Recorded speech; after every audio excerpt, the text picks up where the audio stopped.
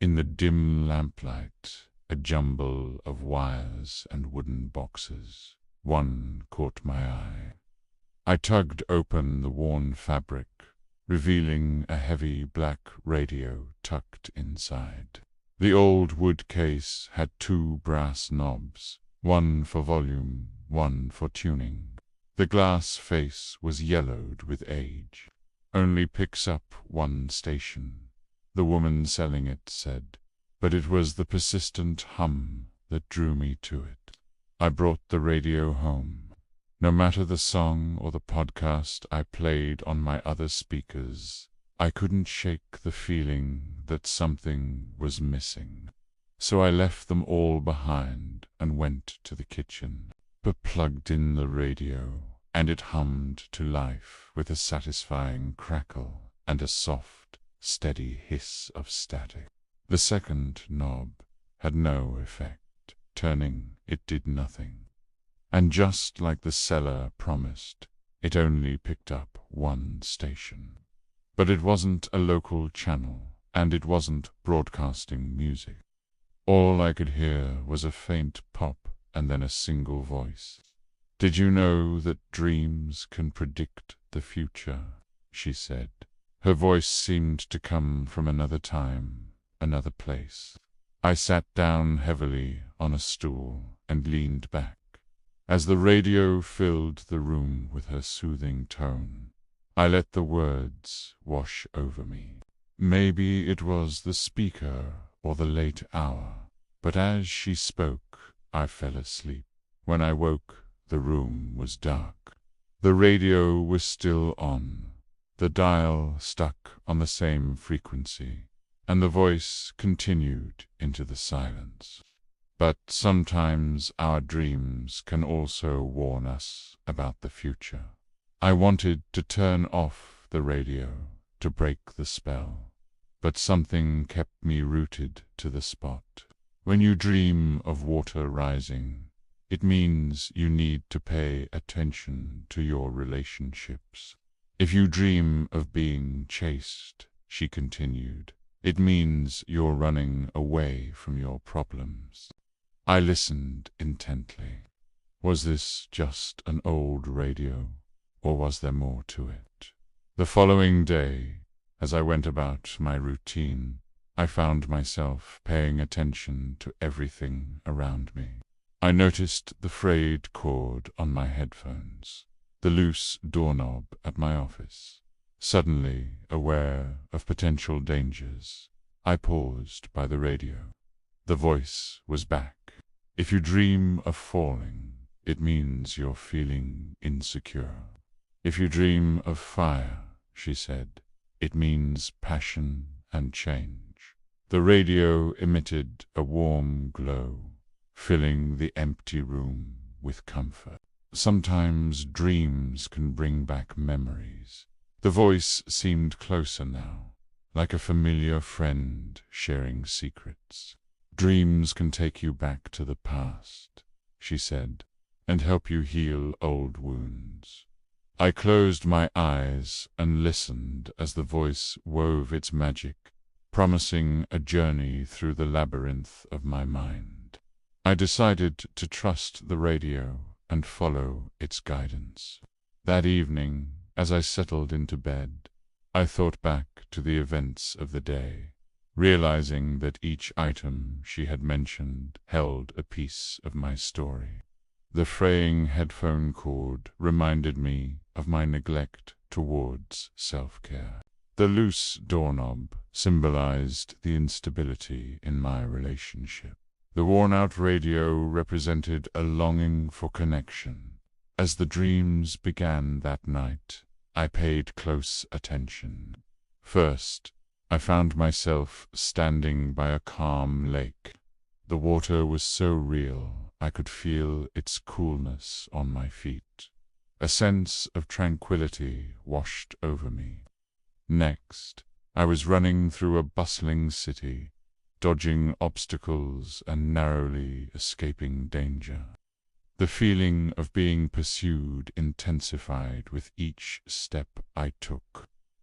Then I saw a roaring fire dancing before me. Its warmth beckoned me closer. With each dream, I felt a deeper connection to myself, as if the radio was guiding me on a path of self-discovery. Upon waking, I couldn't help but smile. The dreams had unlocked memories that had been dormant for years. The lake represented the peace I had found after a difficult period in my life. The chase symbolized the stress I had experienced in my relationship. The fire represented the passion I once felt for my forgotten hobbies. I sat up in bed and reached out to grab my journal. I wanted to record these newfound insights and revelations. As I scribbled down my thoughts, I realized how much clearer my mind felt. The radio had helped me confront my emotions and gain a deeper understanding of myself. Over the next few days, I made it a point to tune into the radio every morning before starting my day. It became my daily ritual, my connection to a world beyond my own. The voice continued to guide me through exercises designed to uncover hidden emotions and unresolved issues.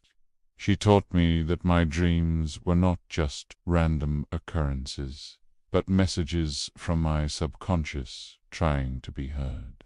I learned to interpret the symbols and find meaning in the stories my dreams unfolded. With each passing day, I felt lighter, as if a weight had been lifted from my shoulders. The radio had become more than just a tool for uncovering my emotions. It had become a friend, a companion on my journey toward self-discovery. Then, one day, the radio broke. One moment it was there, filling the room with its warm glow and soothing voice, and the next it was gone, leaving behind only a deafening silence. The static that once provided comfort now echoed my emptiness. Without the radio, the mornings lacked their usual clarity. The connection I had felt to myself seemed to fade, replaced by a sense of disorientation. Days turned into weeks, and the silence grew heavier. I missed the voice that had guided me, the wisdom it shared. Then, one rainy afternoon, while sorting through my grandmother's belongings, I stumbled upon a small wooden box tucked away in the attic. As I dusted off the box, a surge of nostalgia washed over me, reminding me of the comfort and connection I had found in my grandmother's presence. Curiosity piqued. I carefully opened the box, revealing a collection of old records and a vintage record player. With gentle hands, I lifted a record, its surface etched with my grandmother's favorite songs. As I placed the record on the player and the first notes filled the room, a wave of happiness washed over me. In that moment, I realized that the joy I had felt listening to the radio was solely because of its unique function. It was because it had brought my grandmother and me together through our shared love of music. The loss of the radio had left a void in my life, a void that I had mistaken for emotional growth. But as I sat listening to the old record player, I understood that the true value of such connections lay not in the object itself, but in the memories and bonds it symbolized. I missed the radio, yes, but I also missed my grandmother. With this realization came a newfound appreciation for the power of human connection. It was time to reach out to others, to seek solace and strength in their company. As I ventured outside, the rain had stopped and a vibrant rainbow arched across the sky, symbolizing hope and new beginnings. I walked with a lighter step, ready to embrace the world and all its challenges. The radio might have broken, but the spirit of connection it embodied would live on in my heart. One breezy afternoon, I found myself sitting in my favorite corner of the house, sipping tea and gazing out the window. The garden was in full bloom, a riot of colors and textures. Suddenly, a soft melody drifted through the open window, pulling me from my thoughts. I turned my head to locate the source of the music and spotted a young girl sitting on a nearby tree stump. She was humming a tuneless song, swaying gently, as if lost in her own little world. There was a worn-out radio at her feet, emitting the sweet sound of music. I smiled at the sight, reminded of my own fascination with the peculiar radio from the antique store. Driven by curiosity, I approached the girl and introduced myself. Her name was Lily, and she had a contagious laugh that echoed the tinkling of bells.